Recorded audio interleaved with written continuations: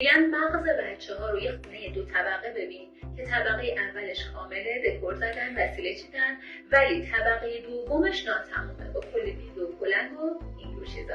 دیدی بعضی وقتا از دست بهانه‌گیری و لجبازی بچت خسته میشی، اصلا نمیدونی باهاش چطور رفتار بکنی؟ اون طبقه اول اسمش مغز خزنی است که وقتی بچه‌ها به دنیا میان کامله. گریه ها، بهانه‌گیری ها، ترس ها، اضطرابا یا حتی لجبازی بچه‌ها از این بخش مغزشون میاد. جالبه که تا حدود 3 سالگی بچه‌ها کلاً اختیار کامل مغز دست این بخشه. اون طبقه دومه که نیمه کاره بود، بخش متفکر مغز بچه‌ها مونه که وظیفه کنترل اون طبقه پایین پرهیجان رو به عهده داره. راهکار چیه؟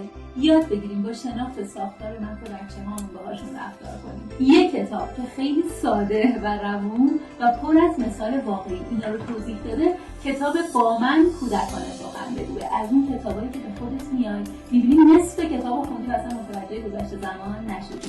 حتی نکات مهم رو هایلایت کرده، هایلایت سبز یه رنگ دلنشین و تا حالا 18 بار تجدید چاپ شده. اگه خوندیش حتما نظرت اینجا برام کامنت کن. اگرم نخوندیش پیشنهاد میکنم حتما تهیه‌اش کنید. راستی این پروسه کن که گمش نکنید.